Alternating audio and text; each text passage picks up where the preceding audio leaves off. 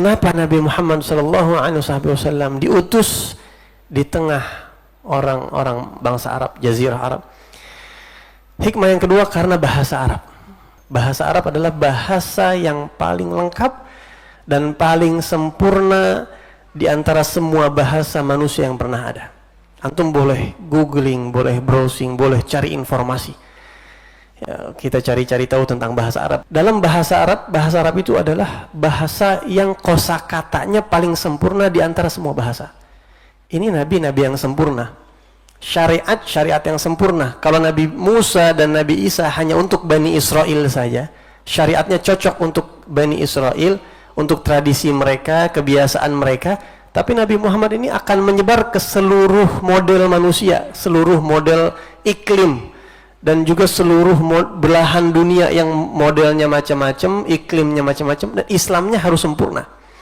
Maka dibutuhkan media yang sangat sempurna, yaitu bahasa. Dan bahasa yang dipilih oleh Allah adalah bahasa Arab.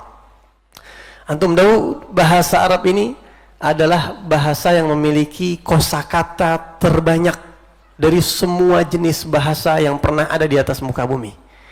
Kurang lebih ada 12 juta kosakata, 12 juta.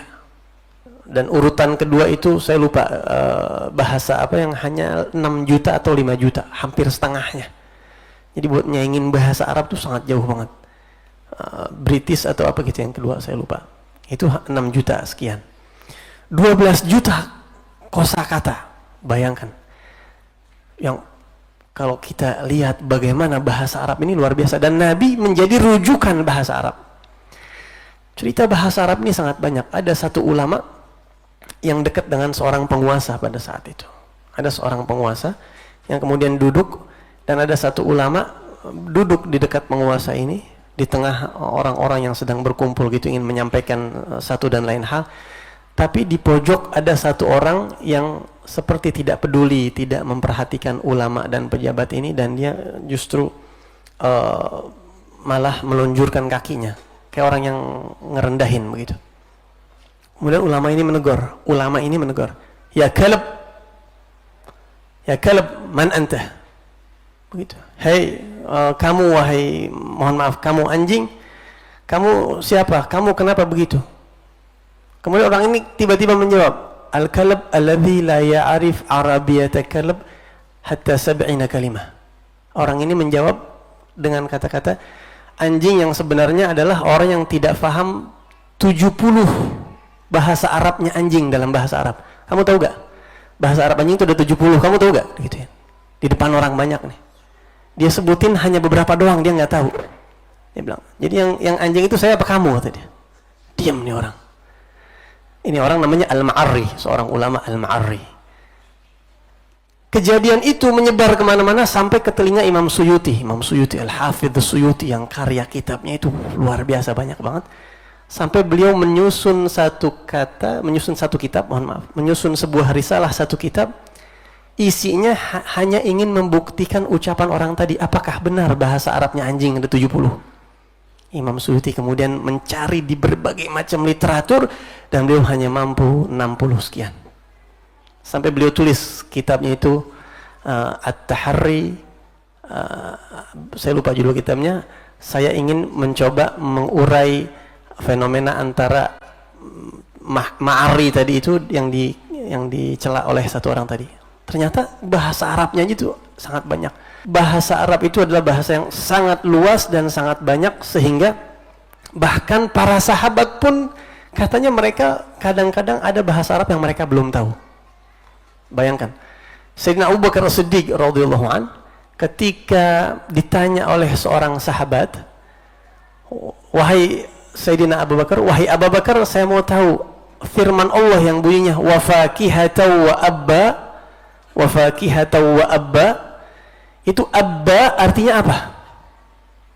Orang Arab nih yang lahir di Arab, makan korma Arab, minum air Arab. Begitu dengar turun Al-Quran, ada kata-kata yang mereka kok baru dengar begitu. Sampai bertanya kepada Sayyidina Abu Bakar. Sayyidina Abu Bakar ini orang yang luar biasa. Apa kata Sayyidina Abu Bakar? Ayyu sama'in tuhilluni. Langit mana yang mau menaungi saya? In qultu fi kitabillah ma la a'lam. Kalau saya berani-berani menjawab sesuatu di dalam Al-Quran yang saya tidak tahu. Saya tidak tahu Abba itu artinya apa. Sampai dijelaskan baru oleh Rasulullah SAW dan oleh para sahabat-sahabat yang lain. Abba, Sayyidina Abu Bakar As-Siddiq sempat tidak tahu Abba. Begitu Sayyidina Abbas, Sayyidina Abdullah bin Abbas ketika turun surat Al-Fatir tuh. Allah fatirus samawati wal ard.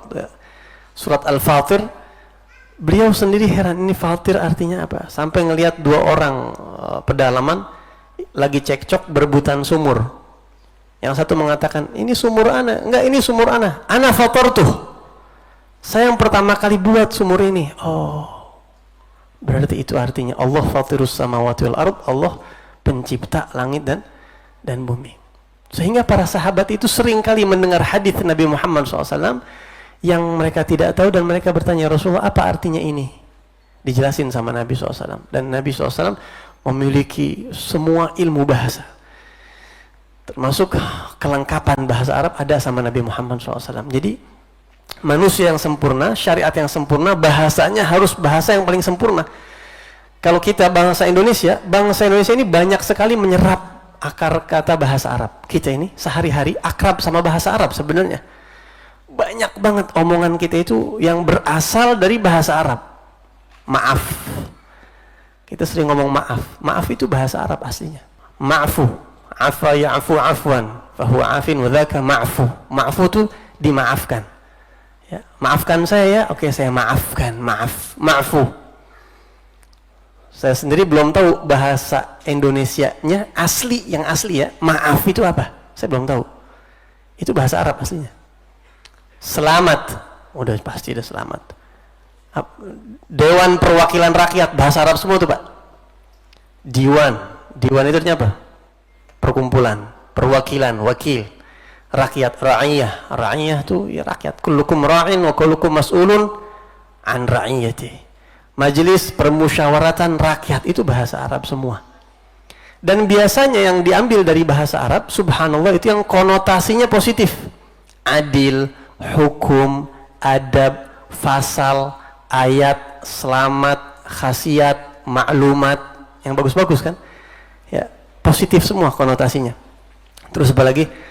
Maaf dan seterusnya. Masyarakat itu dari kata-kata musyarakah dan banyak lagi. Rata-rata konotasinya positif. Jadi sebenarnya membangun peradaban orang Indonesia ini kalau ditelusurin sebenarnya bangsa Arab juga gitu, dan itu konotasi yang positif ya. Di saat yang sama juga kita mungkin punya ada bahasa-bahasa lain yang masuk ke tengah bangsa kita, tapi biasanya seputar makanan, biasanya siomay, capcay, kue tiaw, terus apa lagi? Puyonghai. Masuk juga bangsa lain tapi konotasinya makanan. Jadi urusan makanan kalau mereka itu. Kalau bangsa Arab datang ke Indonesia, itu urusan peradaban, membangun karakter bangsa Indonesia. Musyawarah, adil, adab, ya, hukum, ayat, fasal, itu semua dari bahasa Arab. Dan itu semuanya bahasa yang paling lengkap. Kurang lebih ada 400 kosakata bahasa Indonesia yang berakar ke bahasa Arab. Kurang lebih. Dan ini adalah satu rahasia yang nggak bisa dipungkirin, bahwa bahasa Arab bahasa yang paling lengkap. Bagaimana kalau Nabi diutus di Indonesia, sedangkan di Indonesia aja kita banyak pinjam dari bahasa Arab. Hikmah yang sangat besar, kelengkapan bahasanya. Apalagi ini mau turun kitab suci yang lestari, yang abadi, yang langgeng sampai hari kiamat, nggak bakal bisa diotak-atik. Dan lengkap. Ma farratna fil kitabi min syai'. Di Al-Quran tidak ada yang kami tinggalkan, semuanya ada di Al-Quran. Semuanya ada di Al-Quran. Butuh bahasa yang paripurna. Dan kalau antum dalamin lagi bahasa Arab, bahasa Arab ini buat orang-orang cerdas, ya, buat orang-orang cerdas, luar biasa. Kita nggak bahas bahasa Arab gitu, tapi rahasia bahasa Arab luar biasa, nggak ada habisnya. Ada salah satu guru kami di Madinah, ya, guru Habib Muhammad Fadak juga, Habib Zain bin Ibrahim bin Sumayt. Di umur beliau yang sudah sepuh belakangan, ya, itu beliau katanya masih tetap belajar sama orang Shinggiti, masih mempelajari bahasa Arab, karena keindahan Al-Quran itu ada di bahasanya. Salah satu yang paling besar ada di bahasanya. Bahkan bangsa Arab pada saat itu, mereka ketika mendengar firman Allah yang turun kepada Nabi Muhammad, ini orang kafir, orang musyrik, mereka sampai sujud Sajadtu li fasahati hadzal kalam. Ditanya sama temennya, lu ngapain lu sujud dengerin Quran yang turun sama Muhammad? Saya sujud saking gurihnya, indahnya, fasihnya bahasa ini. Ini bukan bahasa orang nih. Begitu. Abu Jahal itu orang yang paling mencari celah buat nyerang Nabi Muhammad dan ajarannya, ya kan? Abu Jahal, Abu Lahab, dan juga yang lain-lainnya, konco-konconya pada situ. Dia mencari di mana kekurangan Nabi Muhammad.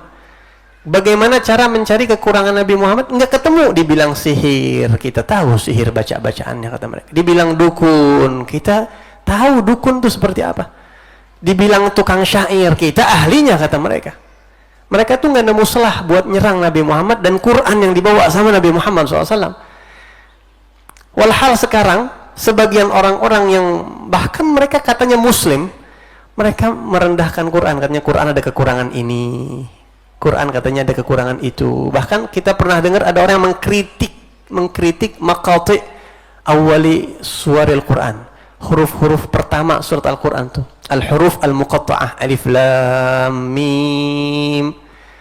Kan ada kan orang-orang sekarang yang mungkin mereka liberal begitu mengkritisi apa itu alif lam mim. Bahkan saya pernah dengar ada beberapa orang yang kuliah di satu tempat, dia bilang, "Bib, dosen saya mengkritisi surat Al-Fil loh.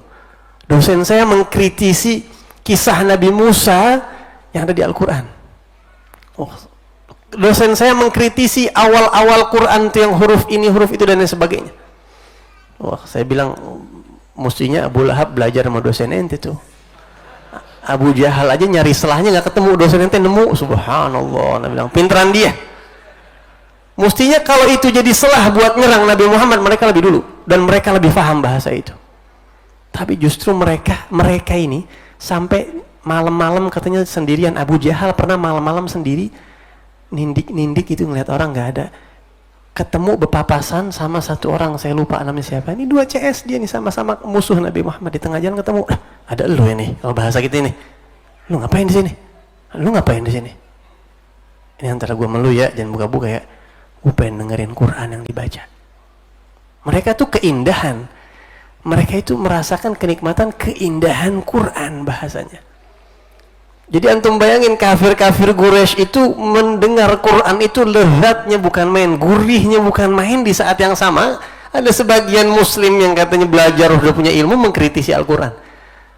Mungkin kita karena kita nggak ngerti bahasa Arab, jadi kita biasa dengar Quran. Indah karena dari suara mungkin kalau kita ya. Kalau kita dengar orang baca Quran, indahnya dari mana? Suaranya. Subhanallah, ini Al-Quran. Coba yang baca orang lain, belum tentu begitu. Tapi orang-orang kafir Quraisy ketika mendengar Quran dibacakan, mereka bahkan sujud, mereka bahkan luar biasa tertegun dengan bacaan-bacaan itu. Tidak sedikit yang masuk Islam gara-gara Al-Quran. Bahasa yang tidak dimiliki di peradaban manapun, bahasa Arab. Jadi alasan bahasa menjadi salah satu hikmah diutusnya Nabi Muhammad di tengah bangsa Arab yang tidak dimiliki bangsa lain. Tidak dimiliki bangsa lain. Bahkan terakhir penutup untuk kajian untuk hikmah yang kedua ini, saya tutup dengan satu kisah. Bahasa Arab itu kadang-kadang satu kata bahasa Arab punya banyak makna. Atau satu makna, macan, bahasa Arabnya ada lebih dari puluhan atau bahkan ratusan. Ya, durgham, terus qaswarah, asad, dan seterusnya. Begitu juga satu kata bahasa Arab, fa'a yafi'u fai'an, itu artinya banyak. Daraba yadribu daraban, artinya banyak. Nggak cukup ngelihat translate terjemahan Google, kadang-kadang nggak cukup.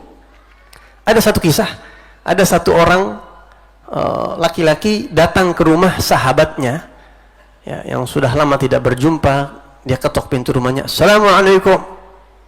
Akhirnya yang jawab dari dalam anak kecil perempuan, "Waalaikumsalam." Buka pintu, anak kecil perempuan. Bapak ini bertanya, "Aina abuki?" Ayah kamu kemana? "Ada ayah kamu, saya mau berjumpa sama ayah kamu." Anak ini menjawab kemana ayahnya pergi hanya dengan satu akar kata. Ada tambahan sedikit. "Abi fa'a ilal fayafi liyafi'a lana bifai'in fa'idha fa'al fai'u yafi."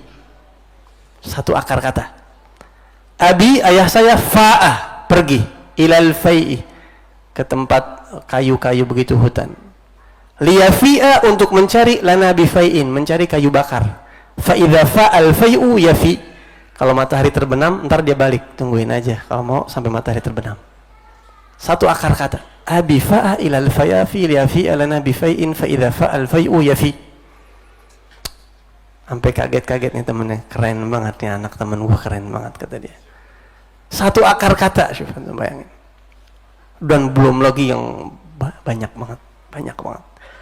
Bahasa yang begitu indah, yang sempurna, yang gak akan ditemukan di daerah manapun, dataran manapun, gak ada bahasa seindah bahasa Arab. Itu alasan kedua, kenapa Nabi Muhammad diutus di tengah bangsa Arab. Bahasanya sempurna, paling banyak kosakatanya, indah uslub-uslubnya, dan kita bisa menafsirkan sesuatu yang ada di hati dengan ekspresi yang paling indah, yang diterjemahin ke bahasa-bahasa lain tidak seindah itu aslinya begitu. Kalau ada itu mengkaji Al-Quran, kita terjemahan itu tidak bisa dijadikan patokan, hanya untuk pemahaman saja. Indahnya bahasa Arab tidak akan bisa diwakili oleh terjemahan.